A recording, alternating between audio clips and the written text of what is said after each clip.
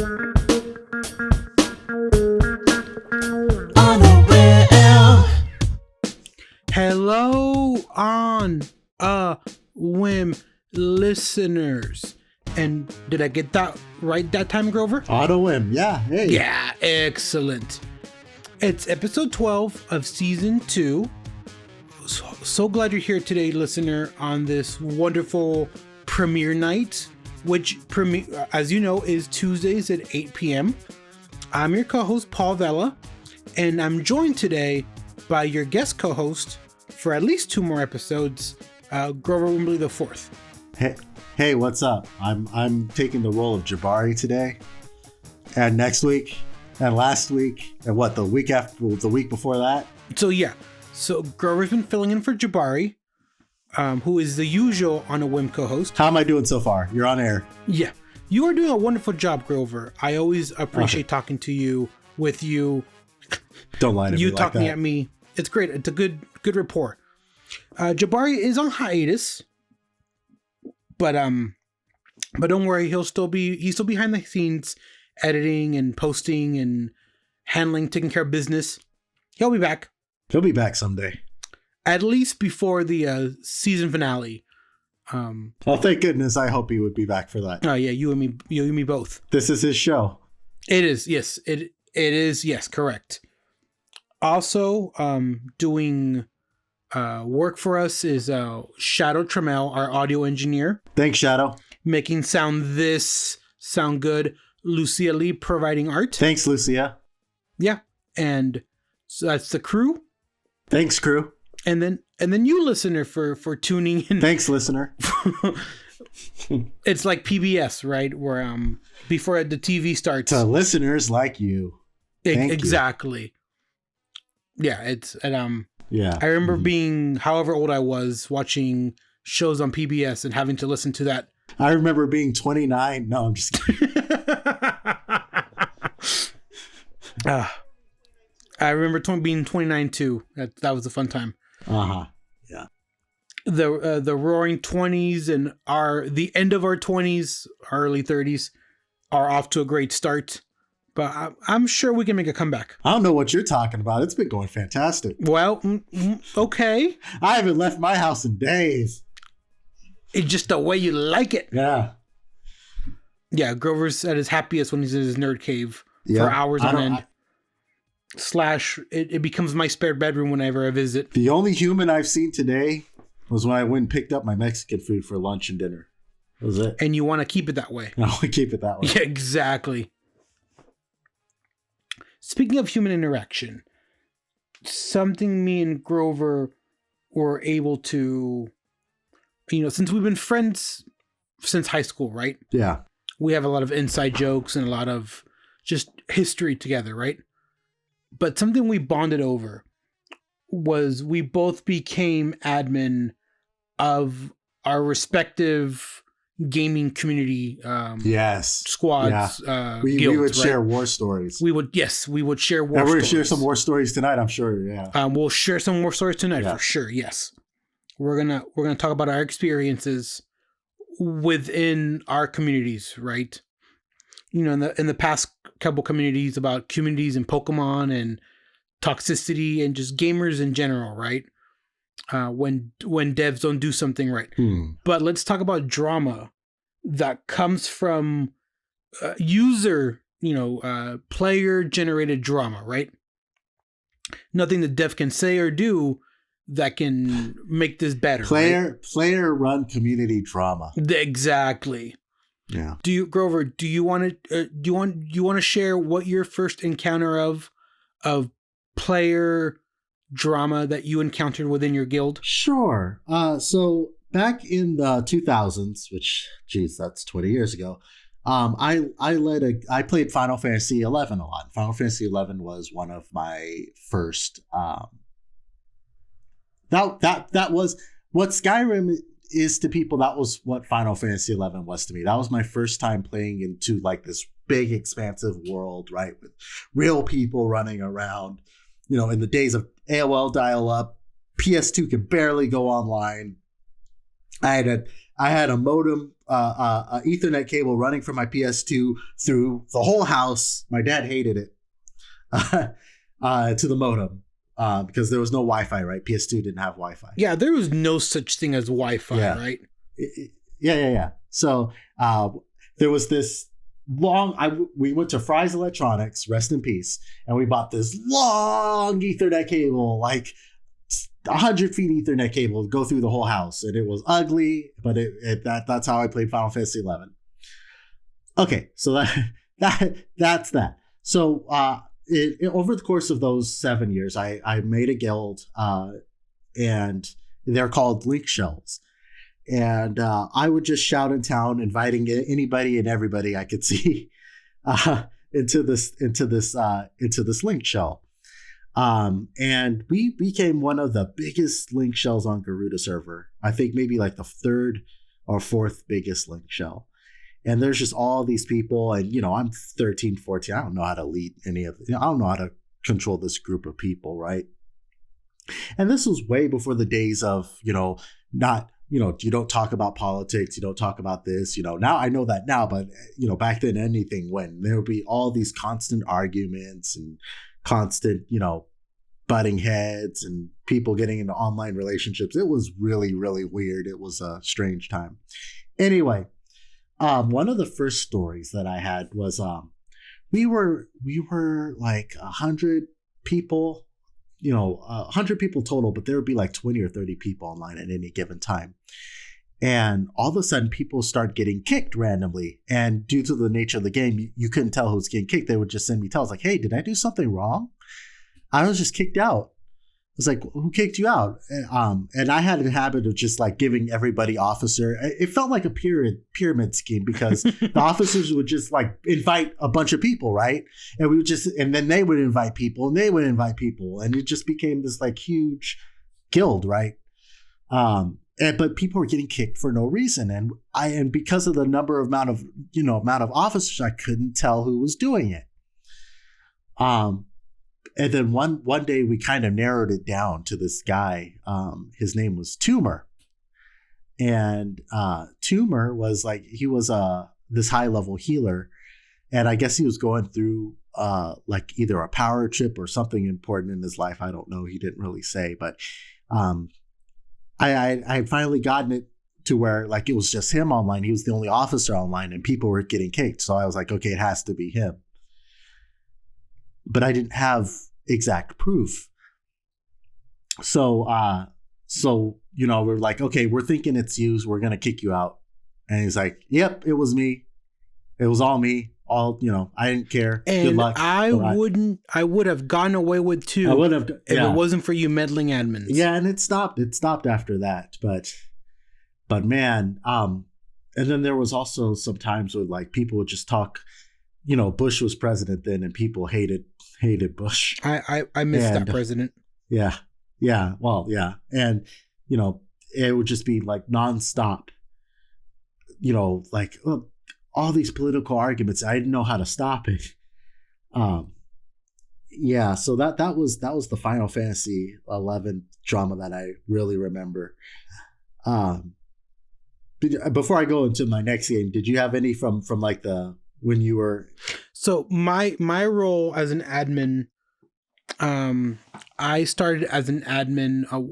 My career as an admin I started playing Black Hawk Down, the video game. If anyone who doesn't know, Black Hawk Down is a movie based on the United States intervention in Somalia in, I want to say the 90s, right? Early 90s. So it was a team deathmatch, playing against other players, a shooter game, right? You're on a team. Right. Mm-hmm. Blue team, red team. And I learned really quickly I suck at first-person shooters, period, right? But I was a kick-ass medic. So I would go on these like suicide runs where, your teammates are downed. So I throw the med pack on them. They revive. They keep shooting even though I might not make it. Right. But it took me a while to find my my home, right? So I came across this these clans or guilds, and Black Hawk Down they're called squads. Okay. And the one I found was called DOG, Delta Operators Group.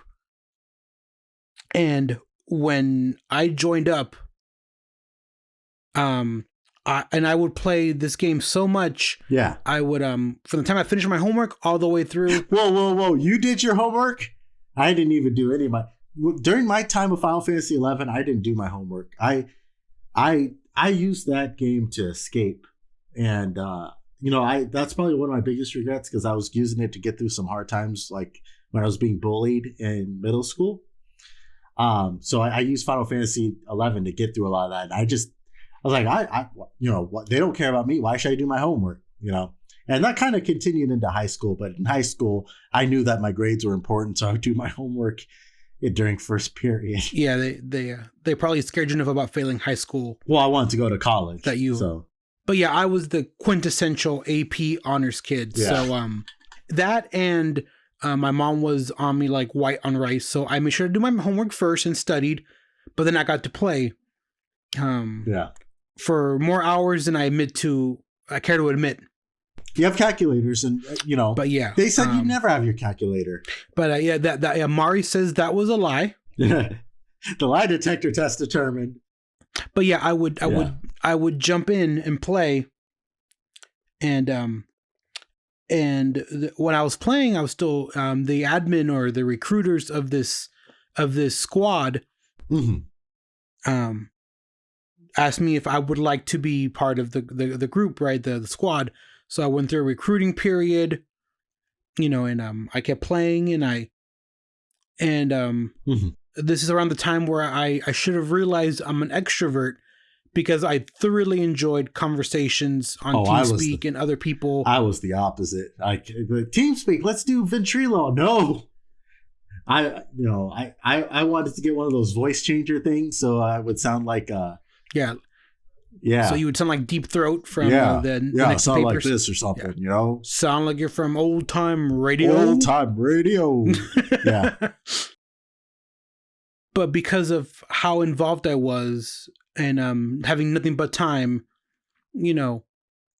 so I was playing a lot, so they made me a recruiter.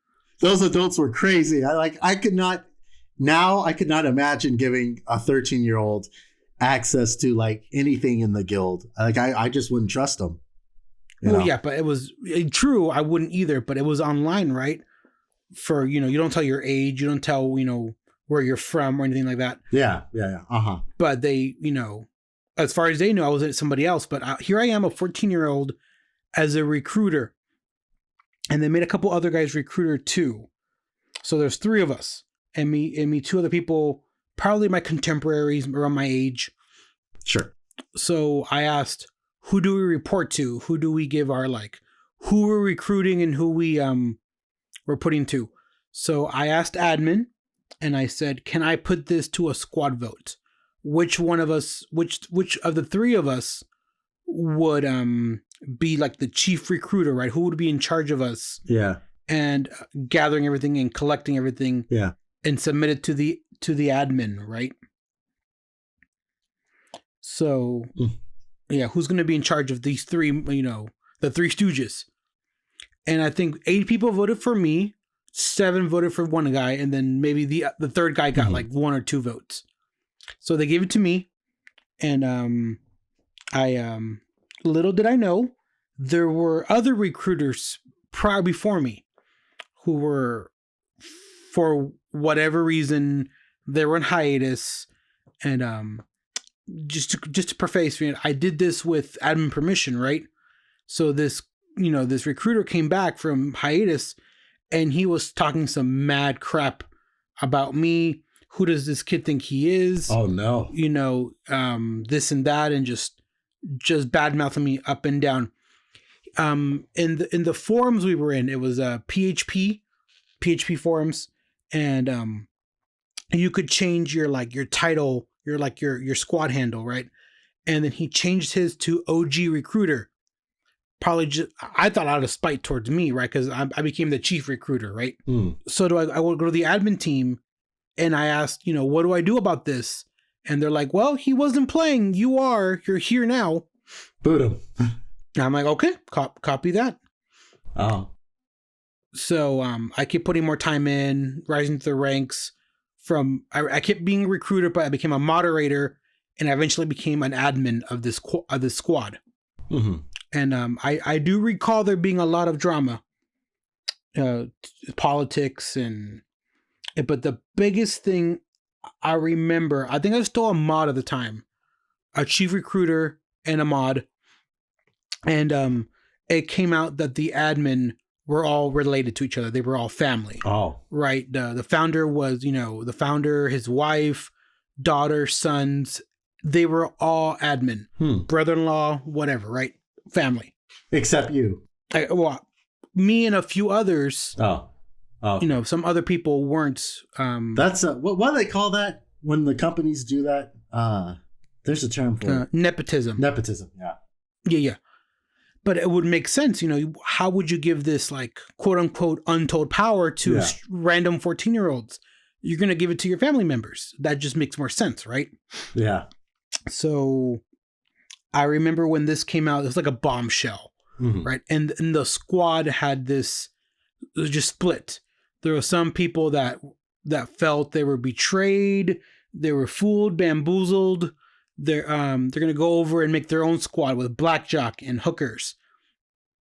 How did they find out? Yeah, how did they find out that they were? So the person who gave out the bombshell, I guess, knew somehow or knew about the relationships. So he had insider knowledge. Oh, I see. Yeah, exactly. Yeah, leaked information. It makes it sound more dramatic than it really is. Mm-hmm. And right. And people were like, "Well, I've been playing for years, and I got passed over because they're related. How dare you give it to your son?" And I'm like, "Of course, I don't see anything wrong with this. He is the son of the founder, right?" At the end of the day, none of us contributed any money. There was like a donation button, but not very many people donated.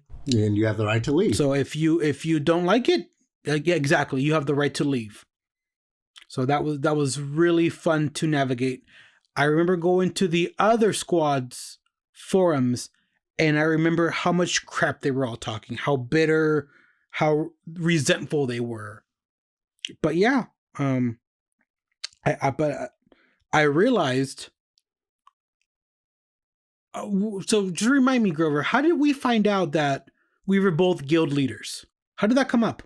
I think I was upset about something. And I was just mentioning, oh yeah, just this online game I've been playing. You're like, me too, I play this online game. I do this as well. And I think that's how that happened. And I eventually had enough of it in about 2007, and I stopped. And I think I gave it to my girlfriend at the time, and she left. She left a year later. Yeah, she didn't want to handle it either. Yeah, it was too much. And then a couple years later, they announced the sequel, Final Fantasy 14.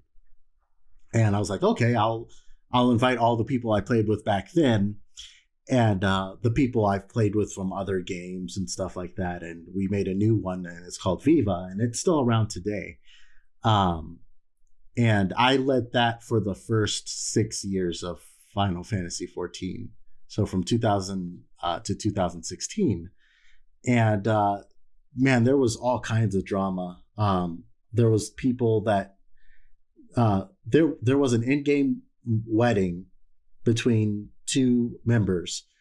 They both were male, and they didn't like each other or anything like that, but they just got married in game so that they can get the extra wedding mount for each of their characters. But they raided together, and they had a falling out. And this other guy who I've known since Final Fantasy 11 left. He left the guild. He left the server, and I was like, okay, I have no more contact with him, so I removed him from all my social media and everything. And you want to know the next place where I saw him? No, tell me. E3. Oh, Oh, wow. I saw him E3 at the Final Fantasy Challenge, and he's like, Grover, I didn't know you were here. He's waving at me. And I'm like, oh no. I'm trying to do that hand thing, like where you're trying to like hide. Don't look at me. Oh no. He saw John, who John started playing after he quit and all that stuff. So, but I was like, yeah, hey, hey, name, how you doing? And he's like, oh yeah, I'm trying not to say their name because they still play, but I appreciate that. Yeah, thank you. But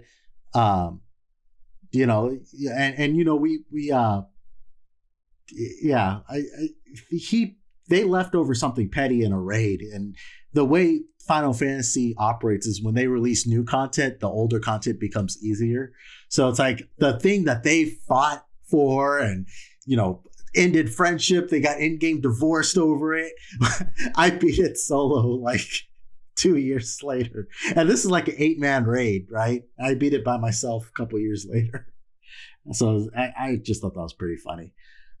So are you just really that good at this game at that point? Well, the gear gets better with each update. So at some point, your gear and your level is just high enough to be able to crush the old content. Got it. So that's why I'm not too worried if I miss something or if people beat some content. I was like, okay, they'll just help me out later. I envisioned this like Leroy Jenkins setup where you ask somebody, what are I choosing on this one, right? And someone comes up with 32.333 repeating, of course. Yeah. And you're like, oh, that's better than our usual chances. We know that our chances are near zero the first time, but with each time, you all right? Get some water. I'm not on the crack, I promise. Okay. No, I'm good. Yeah, I'm good. No drugs in this stream. No, in Final Fantasy, the way you progress in that game is that you die to a mechanic, and then you learn the mechanic, and then you get better each time, and eventually you're good enough you will beat it. Or if you can't, you will eventually get better enough gear or a high enough level to eventually beat it in due time. And that's that. And what I do is, because of my schedule with Whimindie and my day job taking a lot of my time, what I do is I intentionally put myself at about 1.5 years behind. And I do the content that was new about 1.5 years ago. And that way my item level and my equipment is high enough to where it's still a little bit of a challenge, but it's not friendship ending challenge. And yeah, so I think it's ironic that I became a recruiter in this gaming squad, and I am now the de facto HR department for Whimindie, right? Onboarding, even terminations, even. Before MMOs, I was really, really shy. I did not like talking on the phone at all. It just gave me all this really severe anxiety. It wasn't until I played Final Fantasy 14 where I was a lot more comfortable talking to people on voice chat or on a stream, and where I'm good enough to where I can like express my thoughts in a coherent fashion. It's debatable. Yeah, but there was a time when a friend called me out of the blue, and probably me. No, you don't know this person.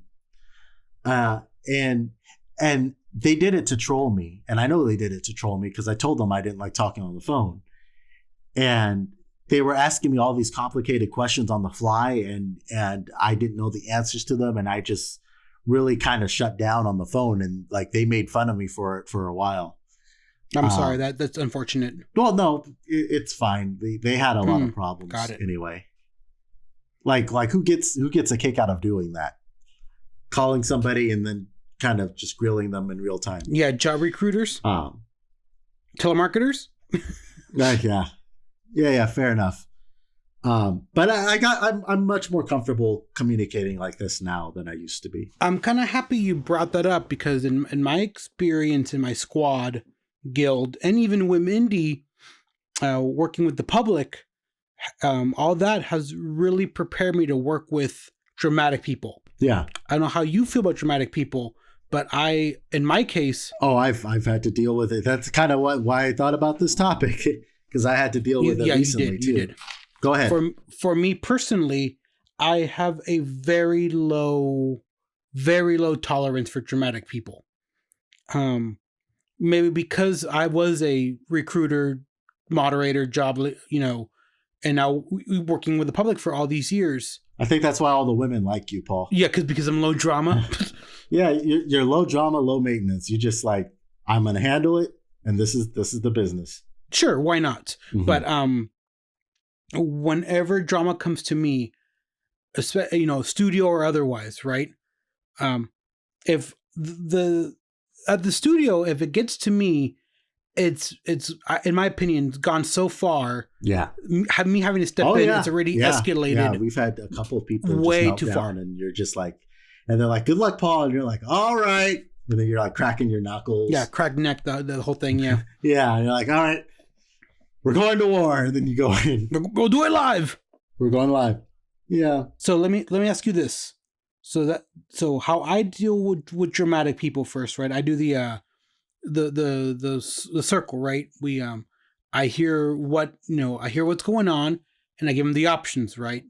Either you can go back and we'll support you however we can, or unfortunately this is where we split ways, or you go home and rethink your life, right?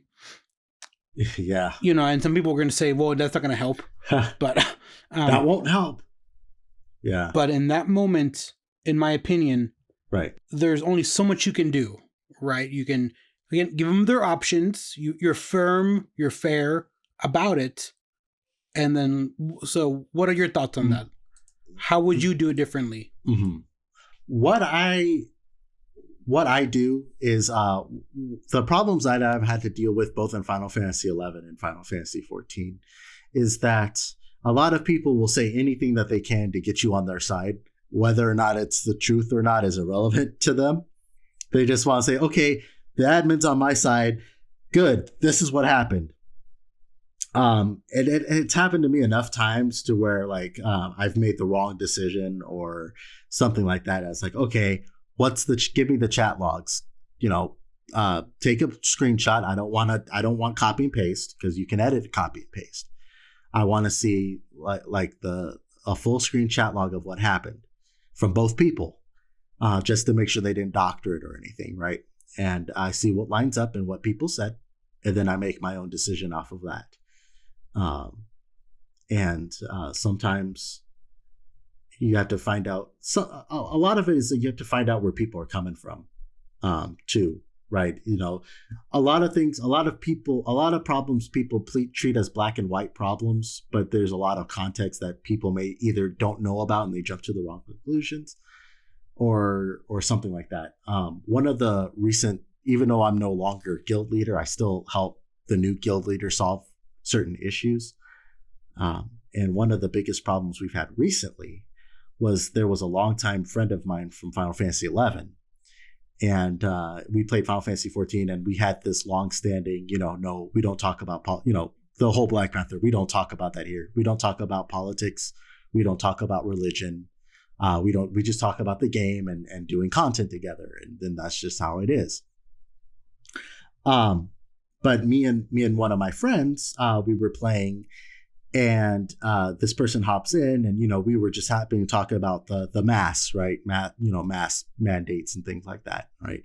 Sure. And to me, masks aren't necessarily a political issue, but certain people and they shouldn't be. They shouldn't be, but certain people have turned it into a political issue. And this person's like, oh, I can't believe you think this mass thing is still real. That doesn't protect anybody, right? It's a hoax.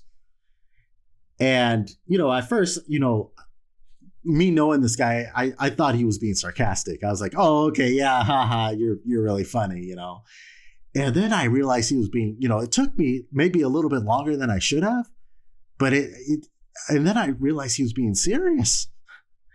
And kind of, I'm not going to say what state he comes from, but it's a state where people don't really take mass seriously. So I kind of understand where he's coming from. I don't agree with him. I think everybody should wear masks. But he is a product of his environment. Yeah, he's a product of his environment. But the friend was like, this is a deal breaker for me. I can't associate with people who think like this. I'm out. Right. So they left. And then they brought all their friends with them. And they left too. And typically, normally, it's very rare that I party with people outside of the group. Those are the people I've played with for years. Right. But I told the Final Fantasy 11 friend, I said, hey, what you said, you kind of turned this, you blew up this issue way more than it should have been. I'm going to have to ask you to leave. And, they apologized, but I don't think they fully understood the situation, but they apologized, but they took their friends with them. Sure. And we lost about, I want to say about 5 to 6 people from the guild. And I wish the original people could come back, but to them, it was like, that was the last straw, I guess there was some other things that happened that I don't know about. Yeah, things you're not privy to. Because I'm not the leader anymore. Sure. But that really hurt my feelings because they were friends of mine, and I'm still hurt by the Final Fantasy 11 friend, even though I don't agree with him politically. That was a 15-year friend of mine, but we just never talked about politics. We never talked about religion. That we just played games. Yeah, it was the kind of stuff that was meant to be off the table. It was off the table. Mm-hmm. But because things that shouldn't be politicized became politicized. I don't know. It was really rough. And I was really upset about it. And that's I remember you telling me about that one. Hey, Paul, I got one for you. And I'm like, crack neck. All right, let me get comfy. And I want to listen on this, right? And, just for the record, I don't think you could have handled that any other way. Yeah. Because at the end of the day, whether it's any leadership position, right? As a leader of a guild or head of a dev team, or you can only do so much. And you can see the car crash coming and you can't avoid it. So now it's like, okay, the car crash is going to happen. How do you minimize the damage? Sure, absolutely. And so now the car accident's happened, right? Get the airbags ready, right, and hope for the best. And then once it happens, then we start triaging, right? Evaluate what it could have, what could have gone. Not only that, but then deal with the aftermath, right? The falling out, you're triaging, and what can we save? What can we not save? Right. Then after that happens in triage and we start moving on or treating what happened, right? Taking steps to prevent it. And then maybe even developing like an after action reports. Right.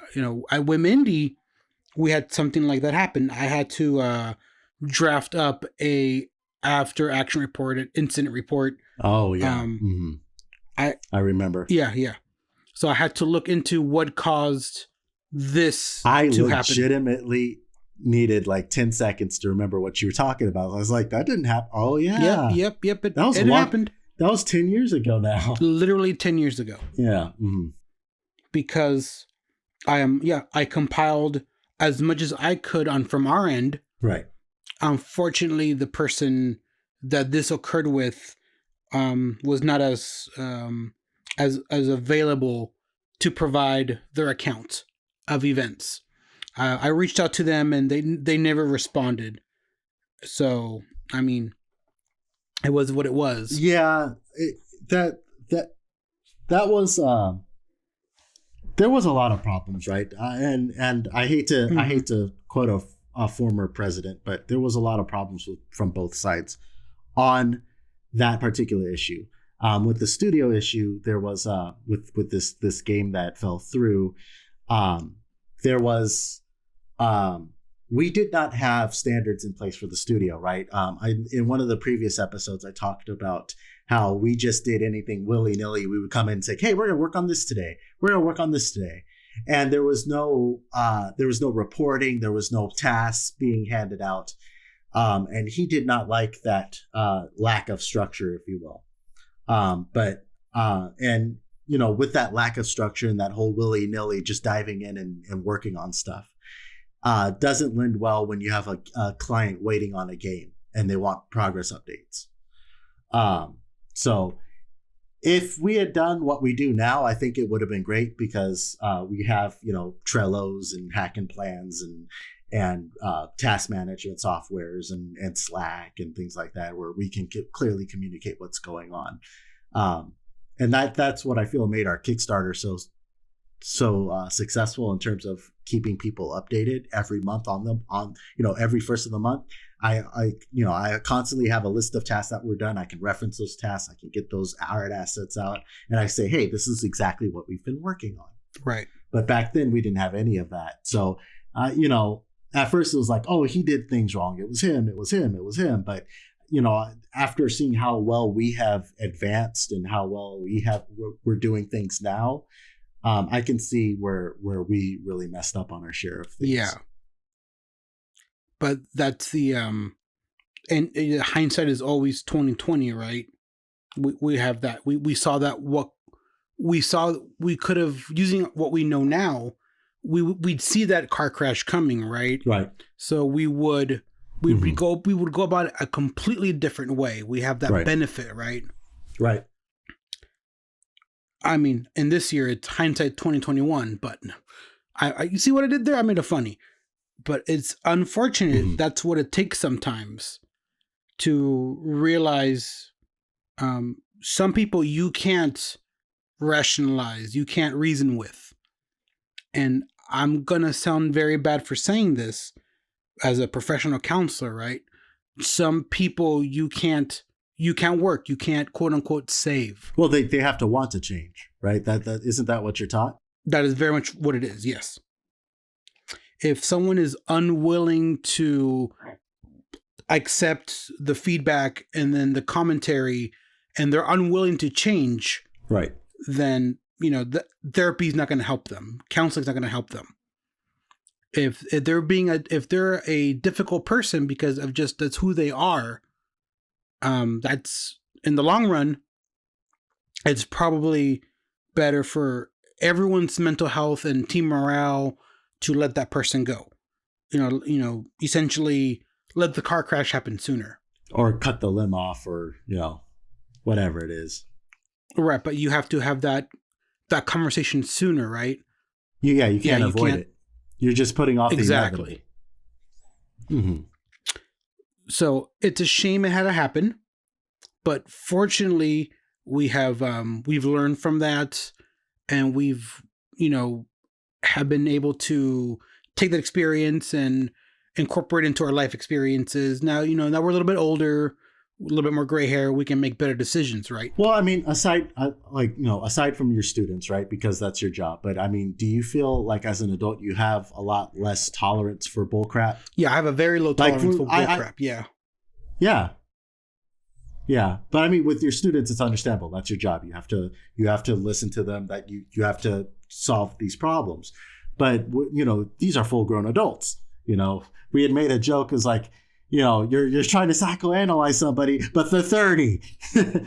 you can't do that anymore. Well, I don't say you can't do that anymore, but they have to want to seek your help. Right. For the listener, the inside joke between me and Grover is I will tell Grover about how I'm feeling about a situation or what I'm experiencing. And Grover tells me, Paul, you're looking into it too much. You're looking into it. Looking into it. And then my response is, exactly. That's my job. That's how I make my living. I look into things, I sniff out BS and call it out. This is what's happening, and this is what is happening. Do you want this to continue, right?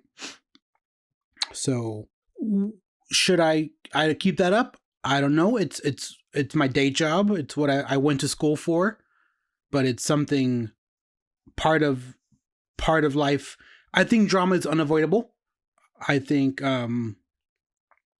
it's something you can't avoid in life, conflict. And sometimes it starts as early as you being a teenager as a mod and admin in a guild? I was going to work for I'm not gonna no. I was going to work for an online game developer, and we got pretty far in the interview offer process, but it just didn't work out. But I cited a lot of my experience leading guilds, and I would talk about these war stories with them in the interview, and they're like, "Yeah, you really know how to manage an online game community." Mm-hmm. And I was like, "Yeah, I did it for 7 or 8 years at that point." I'm glad I didn't take it, because that was I would be exhausting. Wouldn't want to deal with that on a day-to-day basis. My basis. hat goes off to any community manager. Yeah, and Jabari did mention this in a few episodes ago. Just some of the comments that will come up, right, that you'll have to deal with as a community manager, but not just within the dev team, but the community and anyone outside the community just making random comments. So again, my hat goes off to anybody, any community manager. So let me ask you this, Grover. Let's rewind and let's go back. Let's go back to a happier time where there's no Wi-Fi and you have a 100-foot Ethernet cable for you to play online that your dad hates. Oh yeah, he hated that. What were your favorite games back then besides Final Fantasy? We've talked at length about that. Ooh, I'm trying to remember what I played back then. Tony Hawk's Pro Skater 3. I love that game. For PS2. I was trying to remember what else. I played a lot of Super Smash Brothers Melee. That was the big one until 2007, right? Mm-hmm. Jeez. And I mean, Tony Hawk, I think that got remastered, right? Just recently? Yeah, it's about to come out for Switch too. I'm going to be getting that when it comes out for Switch. I was about to say. Oh, absolutely. The first and second one. Yeah. Yeah, there was a guy we went to high school with. He lived right down the street from me, and we would always go to his house to play Tony Hawk's Pro Skater on the N64. GoldenEye, loved GoldenEye. My mom confiscated GoldenEye from me because it had blood, and she freaked out. Diddy Kong Racing. Yeah, that was my first 3D game I've ever played. I'm thinking 2000s for me. Had to be Smash Brothers. Had to be Mario-based games. When did Sunshine come out? Oh, Need for Speed. Yep, I love Need for Speed Hot That's Pursuit. where it was at. Yep. Yeah. Me and my friend, we would always try to go through the mountain levels with lots of curves and try to go off all these jumps and stuff to dodge the cops as they would be putting down spike strips. That was Grand Theft Auto before Grand Theft Auto. I love that. I remember playing Need for Speed Hot Pursuit, and you get to you had to race away from the police. But there's some missions you raced as the police. And when I was younger, I was like, there's no way police have Lamborghinis, right? Yeah. On the beach levels and stuff. Yeah. Little did I know that that Lamborghini and all these fancy and Porsche performance vehicles make police cars for the police, so they can chase down any would-be pursuers who are driving Lamborghinis and performance vehicles.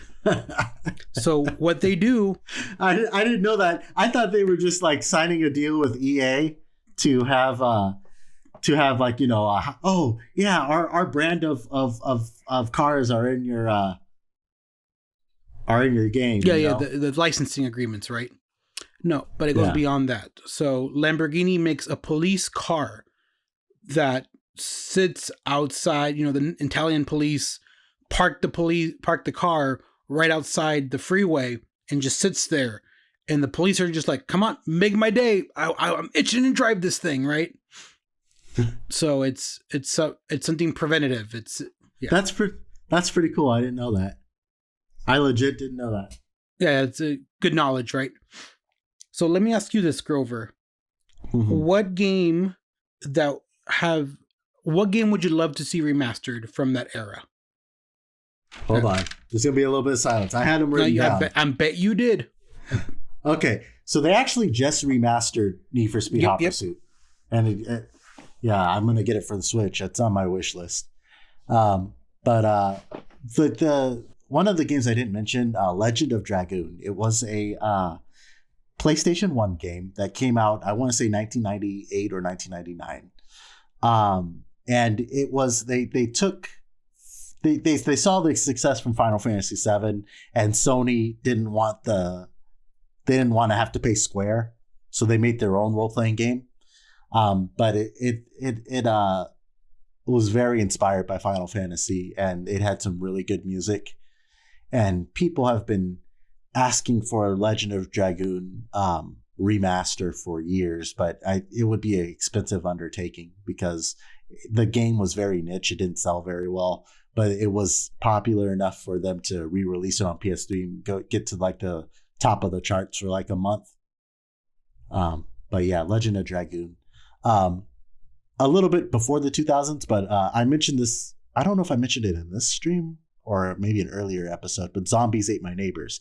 Zombies Ate My Neighbors was the first video game I've ever played. That was for the Super Nintendo by LucasArts. It had a very simple gameplay loop. You had to rescue all the like villagers in the level before the zombies or werewolves and stuff got to them. And that was the only game soundtrack my dad said he ever really enjoyed. Like my dad would just watch me play so he can listen to the soundtrack, because it had like this killer like 1960s, 50s, 60s, 70s Monster Mash soundtrack going on. They did the mash. They did the Monster Mash. It was like this just upbeat, like catchy tunes. It was a Graveyard Smash. Yeah. So I'll probably post the soundtrack on when this episode goes live. I'll post the soundtrack on Discord. But yeah, that's a good one.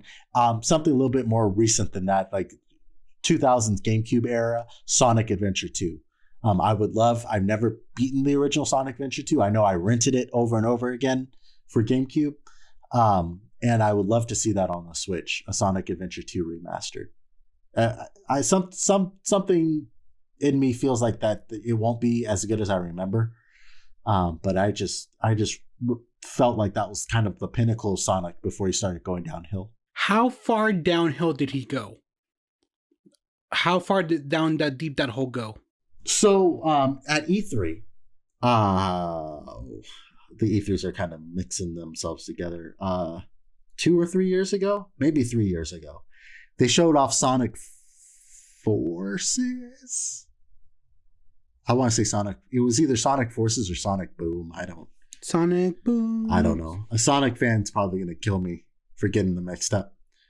But they had the first level as a playable demo in the Sega booth, and I played it. I was like, this is going to be a flop. Like, Sonic barely had a chance to use any of his abilities. I was climbing up some kind of fence. I kept getting killed by lava. It was no fun. The one Sonic game of recent memory that I really enjoyed was Sonic Mania. And that was because it was developed by a modder who made a knockoff game for Sonic. And Sega did the right thing, and they hired him to make a legit Sonic game. And it's one of the best Sonic games in recent memory. I like Mania. The cut of your jib. Come get a job. You're hired. Yeah. Yeah, exactly. Yeah. If don't send them a cease and desist, hire them. There's so many Pokemon knockoff games that have so much passion into them that Nintendo just shuts them down. And I was like, why are you shutting them down? Just hire them. They will do those modeling. They'll do the really cool dungeon designs,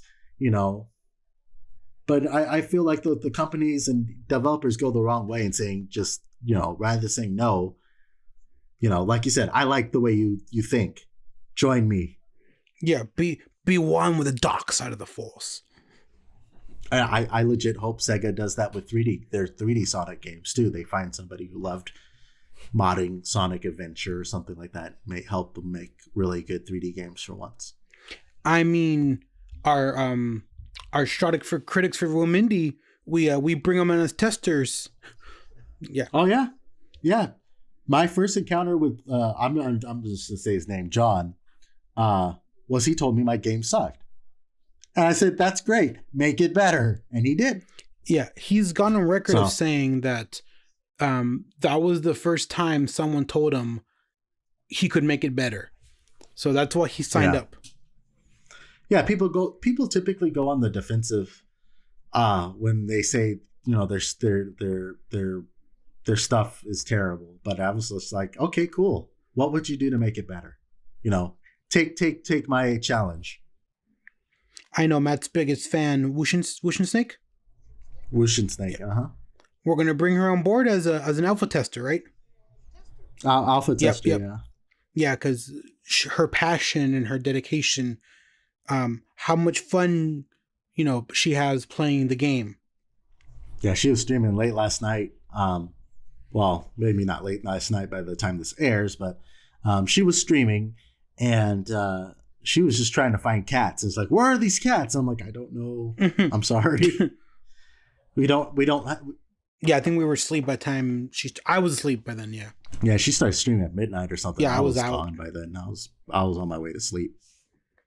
But it's do you feel these so these companies miss opportunities to bring on someone who has passion, who could bring new life into your company?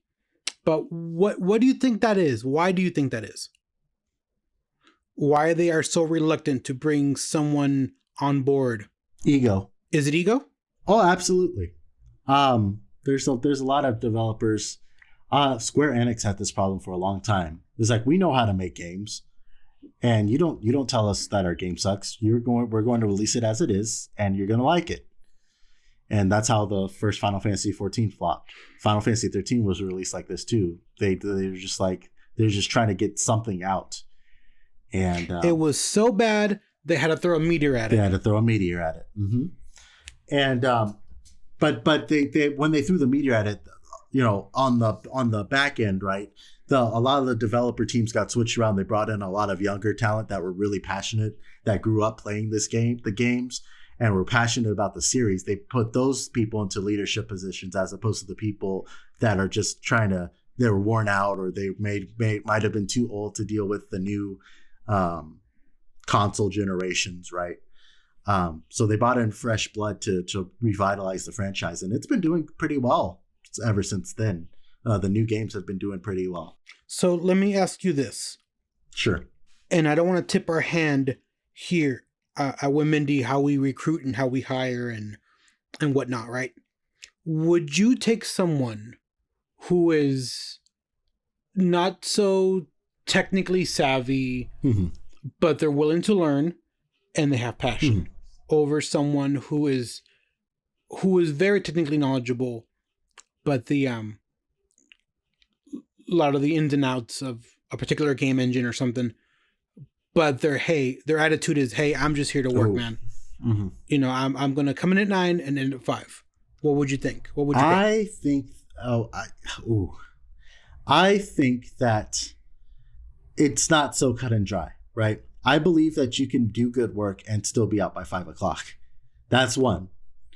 To me, if you finish your work early, go home. Get some rest. You earned it. So maybe that's a bad example, right? Like I'm thinking someone like Scruffy the janitor from Futurama. Yeah. I'm just here. I'm Scruffy the janitor. Does he mop well? Yeah, they know how to use the mop well. Mm-hmm. So okay. So this person, very knowledgeable, mm-hmm. but this is just a job to them. You know, don't expect them any extras from them. Yeah. They're just here essentially punching the clock. You know, they're just here for the paycheck. Okay, yeah. I actually got into an online argument about this very topic because I feel like if you're here just for and I'm not I want to say this on the record. I want to say this is not a justification for working extra hours. I want to say this is not a justification for crunch. This is not a justification for working weekends on top of a 40-hour work week if you're already in the same job. Okay, so I want to preface that, right? But I want to say that if you're just here for just the job, that you're just coming for the pay and that's it, designing video games is not for you. There are other lines of work that pay a lot better, and is a lot less intensive than designing video games. And I would say to that person that they should seek out enterprise development.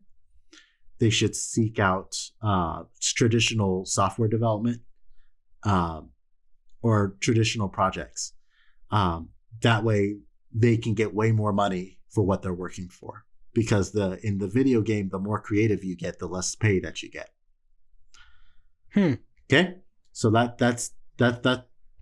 So that's that person. That person. Okay, got it. So I am the other person on that side of the spectrum, right? My programming is not. It's not. It's not excellent. I am proficient. Okay. But you're not exceptional. I'm not exceptional. My code gets the job done. But it could be done a lot better. But it gets the job done. It needs a lot of maintenance. It needs a lot of adjusting, and that kind of stuff comes with experience, right?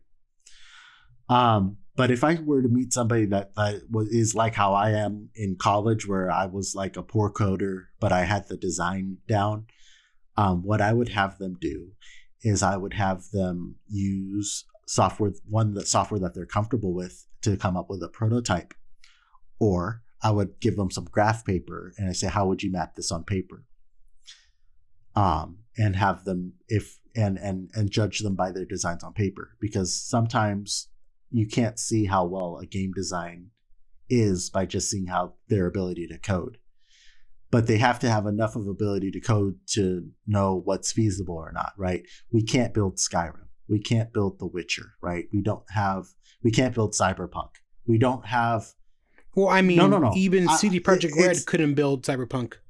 Yeah. But what I'm saying is that we're an indie team of 10 to 15 people. Yeah. Those teams have hundreds of people.